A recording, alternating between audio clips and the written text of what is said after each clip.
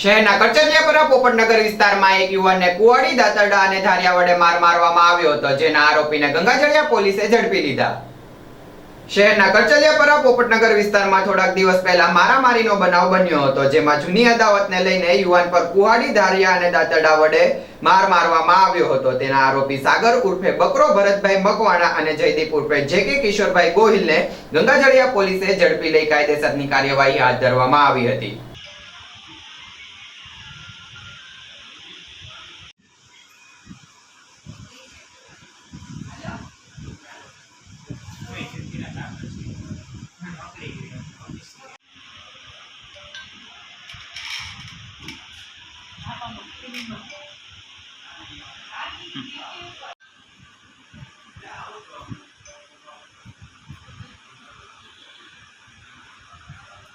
ટપાલું બોલ.